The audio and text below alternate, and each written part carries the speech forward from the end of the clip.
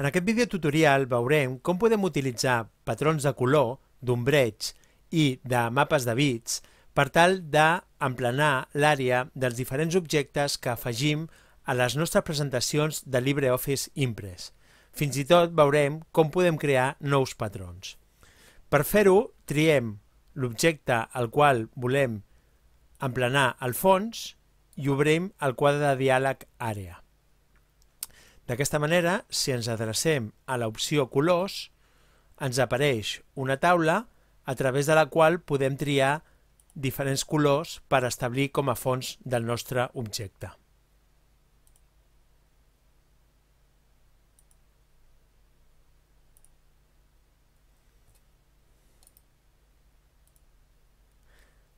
De fet, nosaltres podem triar diferents taules, que ens ofereix diferents tipus de colors.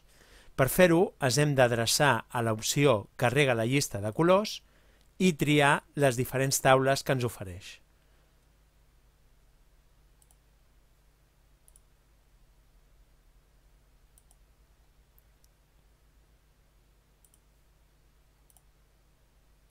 No obstant, és possible que en cap de les taules trobem un color que ens agradi. El que podem fer en aquests casos és crear un color nou. Per fer-ho, ens adrecem a l'opció Edita i se'ns obre una paleta de colors a través de la qual podem seleccionar el color que més ens agradi.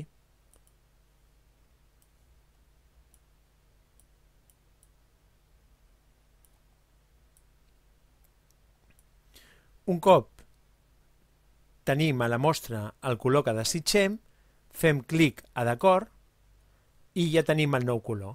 Ara senzillament l'hem d'afegir a la taula. Per fer-ho, fem clic a Afegeix i li haurem de donar un nom a aquest color. Per exemple, el podem anomenar Competic.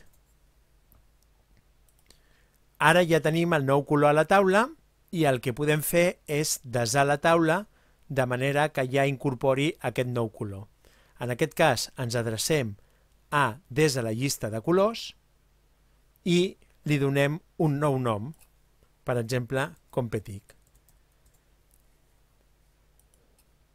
D'aquesta manera ja tindrem una nova taula que inclourà el color que hem creat.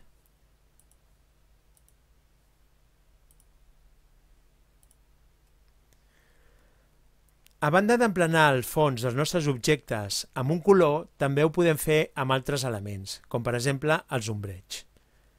Anem a veure-ho.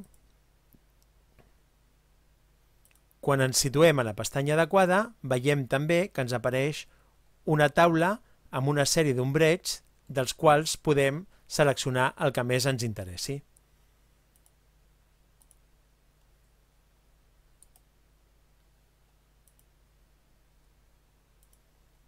Igualment, podem seleccionar diferents taules d'ombreig.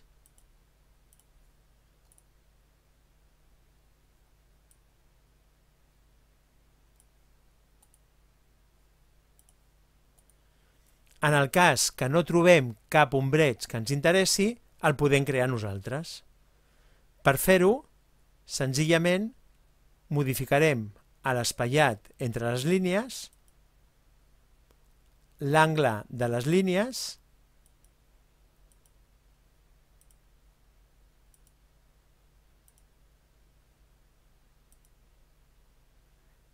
el tipus de línia i el color.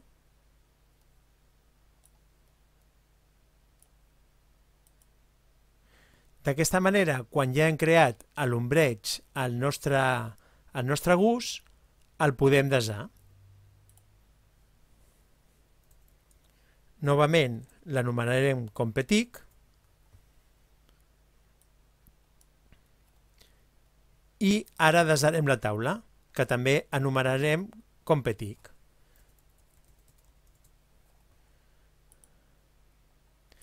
D'aquesta manera, sempre que accedim a la taula Competic, trobarem el disseny de l'ombreig que nosaltres hem definit. I finalment podem afegir al fons d'un objecte un mapa de bits.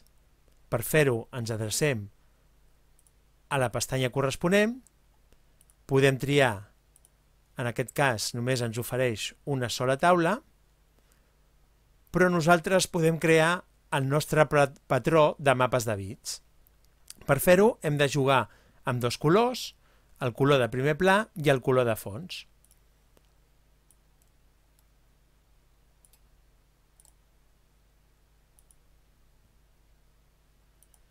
I ara ja podem establir un patró que es anirà repetint per conformar el nostre mapa de bits.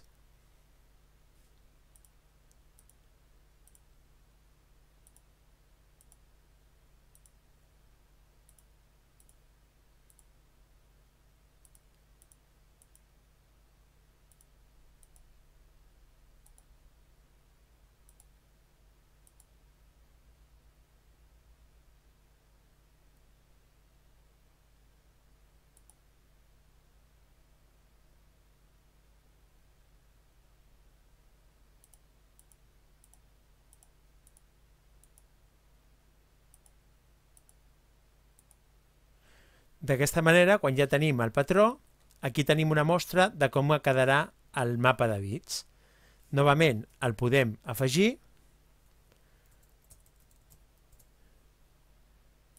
i novament podem desar la taula amb el nom que desitgem.